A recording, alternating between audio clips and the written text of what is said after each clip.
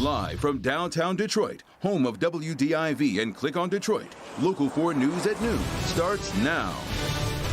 U.S. election officials are calling the election the most secure in American history as we wait for a decision from a judge today in Wayne County on a lawsuit filed by Republican challengers alleging voting problems.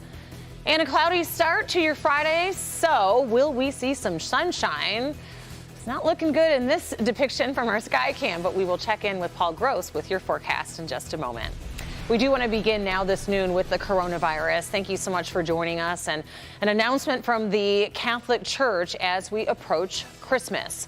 The Archbishop of Detroit says that worshipers will not be obligated to attend church in person all the way through Ash Wednesday. The current Mass dispensation was set to run out on November 22nd. It comes as cases of the coronavirus are surging nationwide. Yesterday, Governor Gretchen Whitmer said that she strongly is considering all actions to slow the spread of the virus as more people are being hospitalized every single day. Michigan reported a record of nearly 7,000 new cases yesterday, 6,900 to be exact, with 45 more deaths, all in a 24-hour period. Let's get to Jamie Edmonds this noon. She has more on this new order from the church.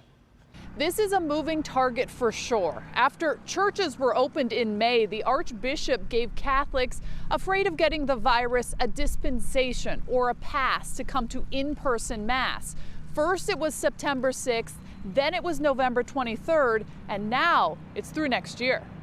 Reverend Alan Vigneron, Archbishop of Detroit, released a statement today that reads in part, "During these difficult months during the pandemic, I have granted a general dispensation from the grave obligation that we as Catholic Christians have to attend Mass on Sundays and holy days of obligation in the Archdiocese of Detroit, in part to help ease the conscience of those who are unable to be present for public worship due to risk of illness to themselves or their families."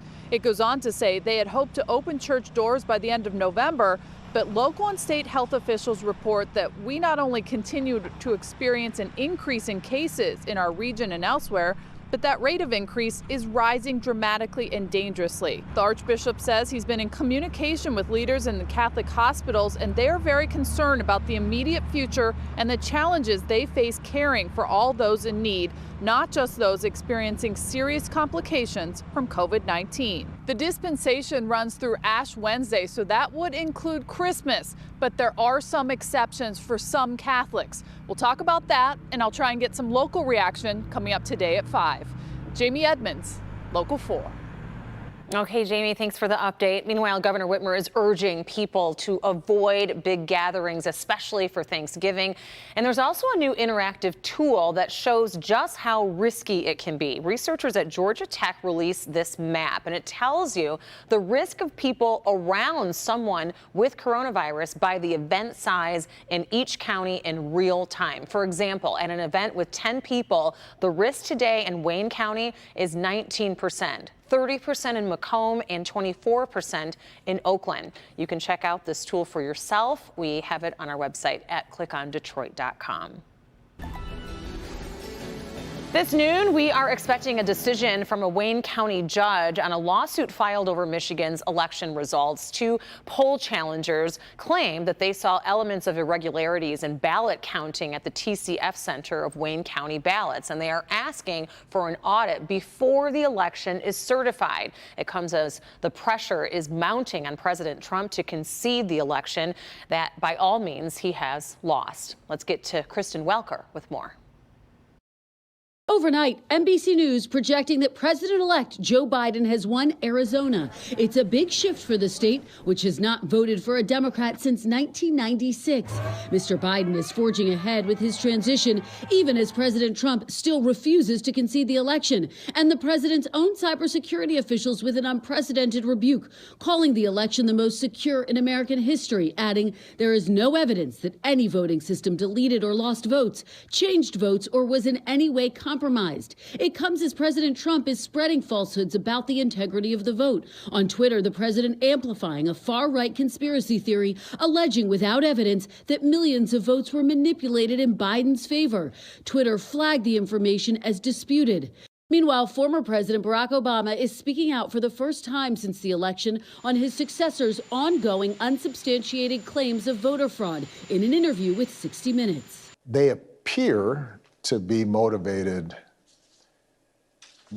in part because the president doesn't like to lose and never admits loss. President Obama also expressing his deep concerns that Republicans are endangering the country by not making the president face facts. It is one more step in delegitimizing not just the incoming Biden administration, but democracy generally. And that's a dangerous path. While most Republicans still won't publicly acknowledge Biden as the president-elect, a growing number of them are breaking with Mr. Trump. At least a dozen now saying Mr. Biden should receive classified intelligence briefings, which are being blocked by the White House. I do think that both the president and his competition here, Vice President Biden, should have access to those classified reports. A key Republican governor saying this. I think that we need to consider the former vice president as the president-elect. Joe Biden is the president-elect. Overnight, the president-elect's newly minted chief of staff, Ron Klain, weighing in on the delay. The president-elect is the president-elect. He is entitled under the statute to get those kinds of briefings. And that was Kristen Welker reporting for us. Today, the full recount of the presidential election ballots begins in the state of Georgia, and workers are doing it all by hand. The margin between President-elect Biden and President Trump is about 14,000 votes out of the 5 million votes cast. Biden is in the lead, and they are going to be working very fast and furiously 24 hours a day because that counting must be done by Wednesday night.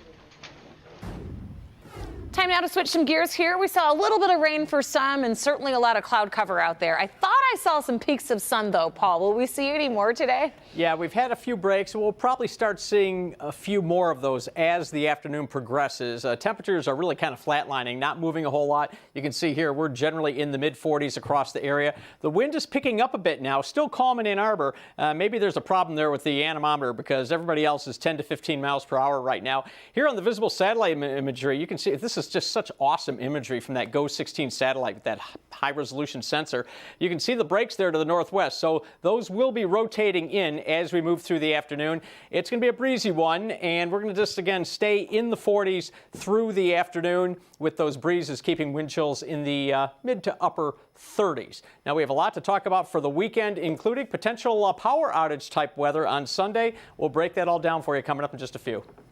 All right, sounds good. We'll see you here in a few, Paul. Meanwhile, 2 men charged in that plot to kidnap Governor Whitmer are expected to appear in court this afternoon. Paul Ballar and Joseph Morrison will go before a judge in Jackson County District Court. Ballar is from Milford. Morrison is from Maynooth.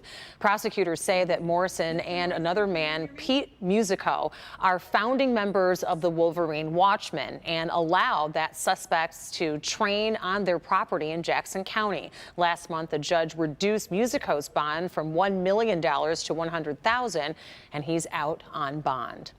A public safety situation that closed the campus of Saginaw Valley State University has now ended. Police say that an employee committed suicide there around 6 o'clock this morning on campus in the Science West building. No students were involved in the incident and no one else was hurt. The campus is going to remain closed, though, today as the investigation continues. The university is also offering grief counseling to the faculty, staff, and students.